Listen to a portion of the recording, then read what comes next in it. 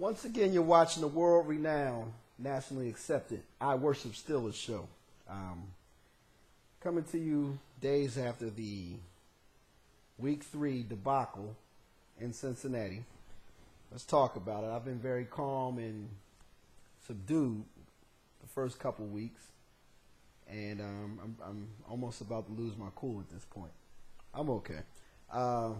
Mike Tomlin got out-coached. He got out-coached against the Bears, and him and his staff got out-coached against the Cincinnati Bengals. Lewis did a better job, and they wanted it more than us, especially in the fourth quarter. We're falling apart in the fourth quarter. Bottom line, our defense is tired. Our front seven are tired. I don't think we're making enough substitutions. These guys are tired in the front seven. You don't see Kershke anymore. You don't see Hoke. You don't see Nick Eason up front. You have yet to see Ziggy Hood on the field, first-round draft choice. You got to get some reps from other players. These guys are tired. You know, the offense, we never scored 2 touchdowns in the first half. We don't put up enough of a cushion in the first half to allow the defense to do their job for 60 minutes. We've been in 2 epic wars in Game 1 and Game 2 against the Titans and the Bears, respectively. And now we went into we went to Cincinnati and blew a 20-9 lead in the fourth quarter. How long is this going to go on? The fullback situation is getting worse and worse. You got Frank the Tank, who's banged up. We don't have another fullback active on the roster. We try to use the late-round draft choice, the H-back / third-string tight end, David Johnson, as a stopgap fullback. This SOB gets hurt after 1 quarter. You know, he's out of the game. We got to run Willie by himself. He darn near gets 100 yards rushing with no support in front of him. I'm going to go out on a limb and say the offensive line did a good job. I thought they blocked well.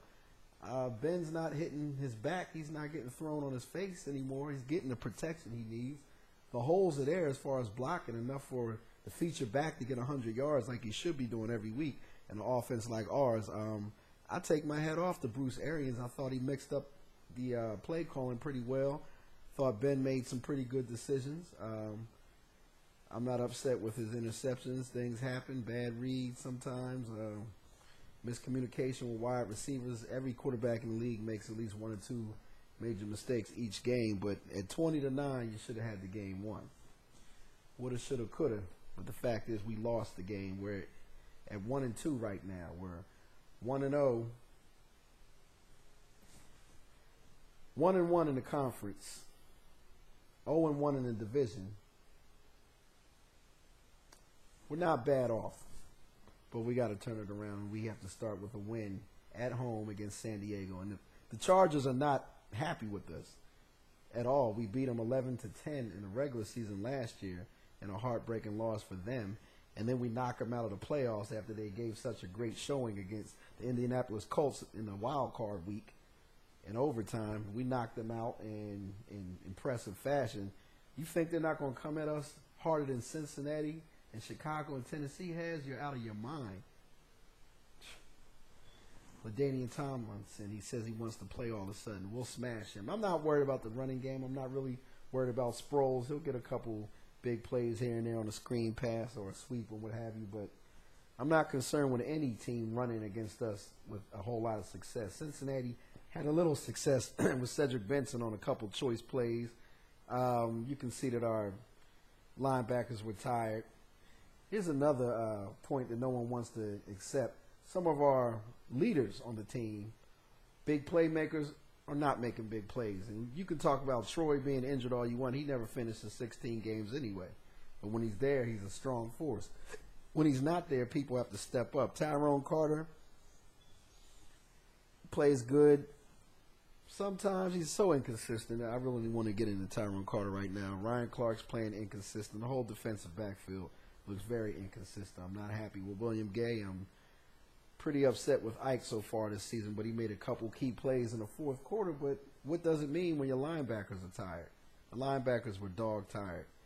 Farrier's asked to do too much. He's chasing wide receivers around the field. James Harrison's getting held on every play. He's ineffective. Woodley's effective, but he can't get to the quarterback either. Santonio Holmes, he's dropping balls. Made one catch last week. You know, Hines Ward is still productive, but what does it mean if the guy on the other side is doing nothing? Mike Wallace, great game. 3rd-round draft choice out of Ole Miss, wide receiver, great game. He looks like he's going to be polished within the next year or two. He might be a potential starter the way he's playing. You know, I might be jumping off at a limb right now, but Lyman Swede, I'm not going to say any more about it. I believe in Lyman. He's going to turn around, but right now maybe he needs to be deactivated and find himself. He needs to find himself. Heath Miller, he's playing hard, but we're asking too much out of him. Half the time we want him to be an H-back. He needs to be out there blocking on the line. Matt Spaeth is stepping up his game a whole lot. I'm pretty impressed. I talk bad about him usually, but he's had a pretty good 2 weeks here as far as pass catching. He needs to get better as far as blocking. Special teams, they fell for that trick on 4th and 2. They didn't benefit from it, but we could have been on the field scoring again instead of having them on the field. We have some things to work on, but we really need to come out here and, pardon my French, we need to come out and whoop somebody's ass. 2 teams in a row. We need to whoop a couple asses on national TV and get our respect back, because they're already talking about us being a bust and Super Bowl flop team. I'm not going for it. I'm not having it. We just got out-coached by 2 far more wiser coaches at this point. Lovie Smith in week 2 and Coach Lewis in week 3. And Tom on a rebound. This won't happen again. Coaching staff has been outsmarted at the end of games, and we're not substituting enough. Our players are tired, bottom line. I'm not going to drag this show out. I'm pretty perturbed, and my attitude is pissy right now discussing this, but I think we'll come back with a strong showing in San Diego. We're going to put up some points. I believe we'll win this game 31-20. It's going to be closer than the score indicates, but we'll pull away at the end with some dynamite defensive play, and we'll score early, hopefully. I believe we'll score about 17 points in the first half. And if the Pittsburgh Steelers don't start scoring 17 or more points at halftime, it's going to be a long season. You heard it from me. We could not. There's a possibility we won't make the playoffs. But I'm certain we'll win this division regardless. Forget about Baltimore Ravens. We'll catch up to them. It's going to be a long struggle. Maybe our back needs to be against the wall for us to wake up and understand what we need to do. We'll get back. Cincinnati, they're a farce. Cleveland is horrible. Don't worry about this division. We're going to conquer this division. We'll be back in the playoffs, and we're going to make a strong run to win the Super Bowl again. But we got to turn it around right now. Love you, Steelers fans. I worship Steelers, #1 show in the nation regarding the Pittsburgh Steelers.